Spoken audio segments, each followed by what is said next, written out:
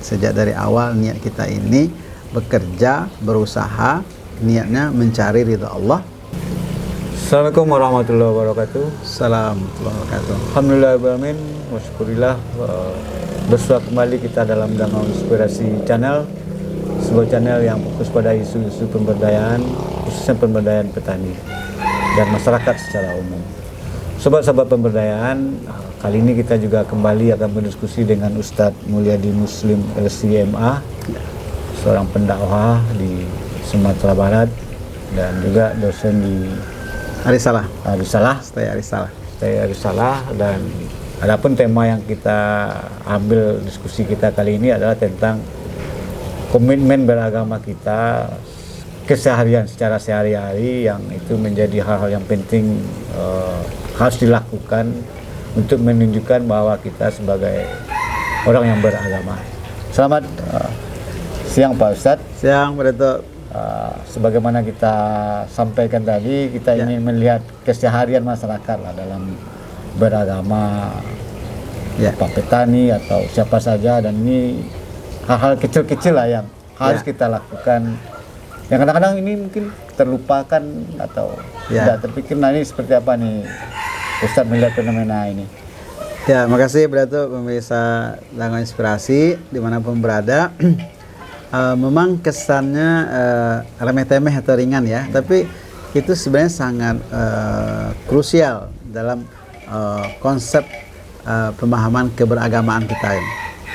Kalau kawan-kawan masih ingat dengan diskusi kita di awal-awal dulu, kan kita menyampaikan bahwa semua yang kita kerjakan ini sebenarnya punya nilai ibadah, ada hubungannya dengan Allah Subhanahu Wa Taala gitu. Nah, cuma kan dalam keseharian ini terjadi disadari atau tidak, sekularisasi pemahaman, sekularisasi perilaku gitu ya. Sekularisasi atau ini terlupa atau seperti apa sebenarnya? Ya, makanya saya bilang disadari atau tidak gitu. Misalnya gini, para ustadz, mubalik, santri, dia fokus mengkaji ayat, hadis, dalil, pendapat mazhab, imam fikih segala macam gitu. Tidak tersambung dia dengan para petani yang setiap hari matahari sudah terbit, di pagi hari dia sudah sibuk ke sawah kan, bercocok tanam segala macamnya. Di mana bertemu kawan-kawan petani ini dengan ustadz atau mubalik, kan jarang ya. Syukur-syukur kalau seandainya petani ini bagus nilai ketaatan keberagamaannya, mungkin ketemu di masjid, kalau enggak tiap hari mungkin sekali sepekan gitu ya, atau tapi kalau yang laki-lakinya setiap Jumat misalnya. Ya, makanya saya kira bilang minimal sekali sepekan gitu ya. Tapi kadang-kadang enggak juga sekali sepekan, ketemunya mungkin sekali setahun aja di bulan puasa gitu ya. Nah, jadi ini penting kita diskusikan ya. Misalnya begini, kalau kita memahami kerja-kerja kita ini, walaupun ini adalah urusan perut ya, untuk memenuhi kebutuhan keseharian kita, memenuhi kebutuhan pokok ya. Kita menjadi petani, kita punya memelihara hewan ternak dan segala macamnya lah, profesionalisme kita, profesi kita. Nah, kita pastikan bahwa ini punya nilai ibadah. Nah, karena dia punya nilai ibadah, tentu pertama harus kita bangun kita hadirkan niat. Sejak dari awal niat kita ini bekerja, berusaha, niatnya mencari ridha Allah, niat kita mencari rezeki, memenuhi kebutuhan keluarga, menafkahi anak dan istri, mencari ridha Allah. Maka dia pasti akan bernilai ibadah kan. Nah, turunan dari niat ini, ini yang pertama. Kita ini harus memulai setiap pekerjaan itu dengan membaca basmalah. Baca bismillah. Ini mohon maaf nih kan, banyak yang terlupa. Kita perlu evaluasi masing-masing ya. Kita tidak memvonis ya. Adakah petani ketika dia mulai akan mencocok tanam itu kan bismillahirrahmanirrahim? Ada nggak itu gitu? Atau ketika dia misalnya akan membajak, ada nggak memulai dengan bismillah? Ini kesannya sederhana kan, tapi kalau tidak kita baca bismillah, dia hanya menjadi rutinitas, tidak ada nilai ibadahnya gitu. Itu satu. Yang kedua, saya sering juga lihat ya, ini mohon maaf ya, sekali lagi kita kan ingin Ini yang keseharian kita ya. Keseharian masyarakat, apakah petani, pedagang atau apapun lah profesinya kan. Kita mengaku sebagai muslim. Alhamdulillah kan. Ya. Buktinya kita sholat. Tapi kadang-kadang dalam keseharian kita karena alasan masjid, musola jauh dari tempat kita berusaha, misalkan kita pergi ke sawah itu kan jauh, kalau pulang tanggung kan. Saya lihat petani kita banyak jam 11:30 atau jam 12 siang dia sudah istirahat. Tapi istirahatnya hanya untuk makan dan istirahat untuk tidur menunggu matahari agak redup gitu ya. Nah, nanti mulai lagi. Seharusnya kan dipastikan kita istirahat jam 12, oke silakan. Mau makankah dulu atau mau istirahat? Pastikan setelah makan atau istirahat itu kita sholat. Kenapa? Karena yang akan memelihara tanaman atau hewan ternak kita ini tidak kita saja. Ada yang lebih besar, yang maha besar, yaitu Allah Subhanahu wa taala. Kan Allah wal Hafiz, Allah yang maha pemelihara. Apa buktinya? Banyak tanaman kita ini bagus, tumbuhnya subur, sudah berbuah. Tapi la qadar Allah, mau panen datang banjir, datang hama, udah habis boleh. Itu kan ibadah ritual sholat. Itu hubungannya bahkan dengan kita sholat, kan kita bisa mengadu, berdoa, meminta kepada Allah agar tanaman kita, usaha kita ini dipelihara oleh Allah Subhanahu wa taala gitu. Kalau kita nggak sholat, gimana caranya meminta kan?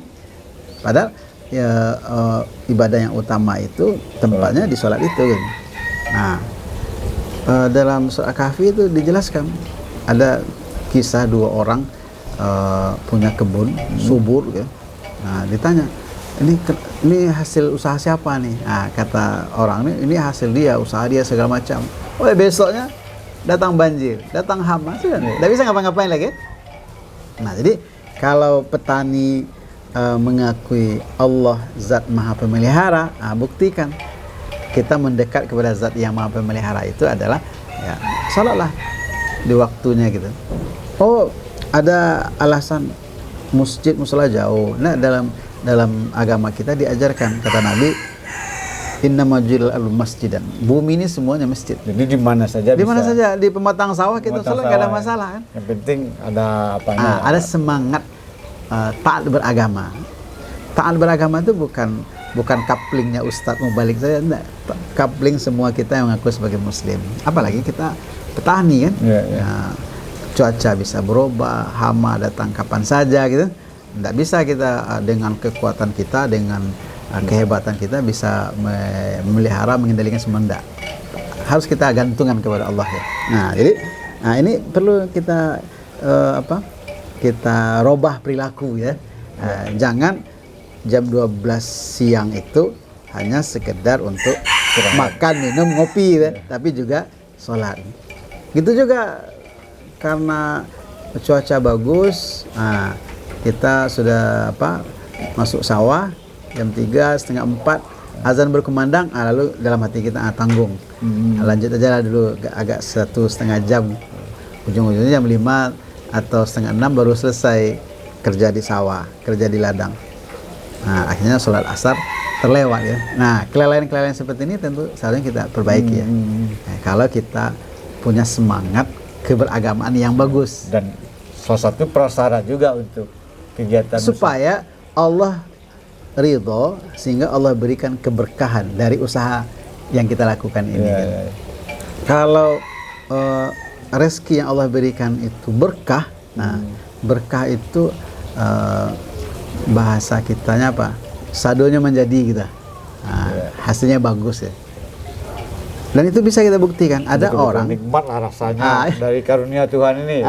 Kadang-kadang kan ada juga orang rezekinya banyak tapi hidupnya tidak tenang misalnya. Tidak tenang. Uang yang dia dapatkan cepat aja habisnya gitu. Nah, tapi kalau diberkahi Allah, mungkin secara jumlah kuantitas sedikit. Tapi ada kebahagiaan, ada ketenangan jiwa, keharmonisan, anak istri akur, kan itu yang kita cari kan. Nah, kadang kita anggap dengan materi yang melimpah kita bisa bahagia. Belum. Kebahagiaan itu milik Allah. Makanya mendekatlah kita kepada Allah. Bahwa kita petani, kita berkebun, berternak, mari pastikan ada dibungkus oleh semangat keberagamaan gitu. Bukan sekedar berusaha enggak gitu. Dan tapi terkesan udah mulai agak terdegradasi atau apa sekarang ini. Ya kan kasihan kita gitu kan. Padahal kita meyakini Allah Maha Pemberi rezeki, Allah yang Maha Pemelihara gitu. Nah, dan itu kan terbukti di banyak daerah tidak bisa ternyata kehebatan, kekuasaan manusia menyelesaikan persoalannya kan. Nah, jadi perlu kita gantungan kepada Allah Subhanahu wa taala gitu. Kalau yang lainnya ada lagi Pak Ustadz. Kalau Pak Ustadz lihat yang baca bismillah, sholat yang dilakukan setiap waktunya, yang juga keseharian kita juga sekarang gini, kita karena melihat hasil usaha kita ini bagus, hasilnya di luar dugaan kita melimpah macam kan, kita lupa ini sebenarnya kekuasaan Allah gitu. Nah, akhirnya yang muncul ini karena kehebatan saya, ini karena syukur ya hasil olahan saya yang bagus gitu. Lupa kita bahwa itu sebenarnya ujian dari Allah Subhanahu wa taala. Seharusnya apa yang muncul? Seharusnya perilakunya adalah orang yang tawadhu, rendah hati. Bahwa kita berusaha itu betul, tapi yang memberi rezeki ini hasilnya banyak atau tidaknya kan Allah Subhanahu wa taala. Konkretnya seperti apa itu? Jadi ketika misalnya contoh kasus, ranca si padi yo kok karena pupuknya koma jangan begitu. Alhamdulillah, harus keluar kalimat memuji Allah itu gitu. Bukti bahwa ini adalah karunia Allah Subhanahu wa taala. Nah, itu satu. Lebih konkret lagi berikutnya apa? Kita mensyukuri nikmat. Ya, ungkapan puji, memuji Allah, mensyukuri nikmat itu kita keluarkan infak atau sedekahnya. Kalau sampai nisab. Kalau sampai nisab keluarkan zakatnya gitu kan. Jadi semangatnya semangat religiusitas ya dalam keseharian. Bersyukur tadi ya.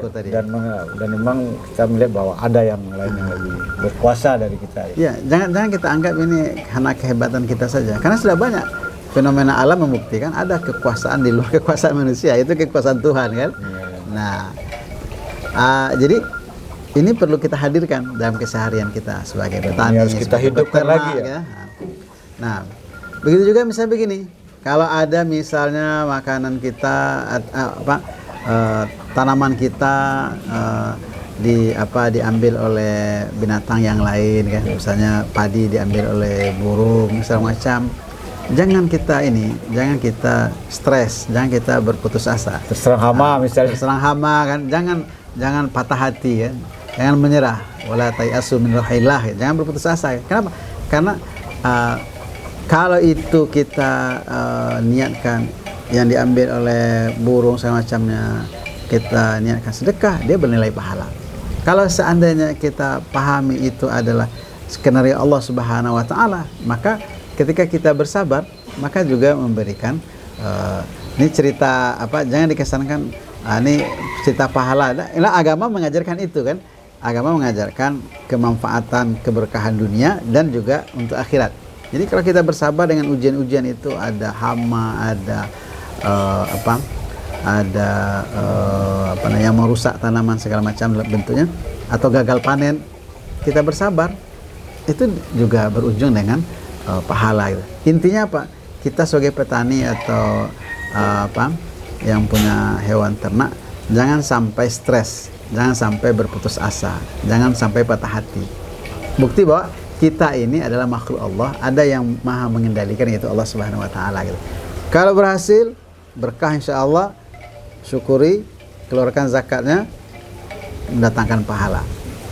Kalau tidak berhasil atau belum berhasil, diuji oleh Allah dengan hama segala macam, kita bersabar, maka juga itu baik.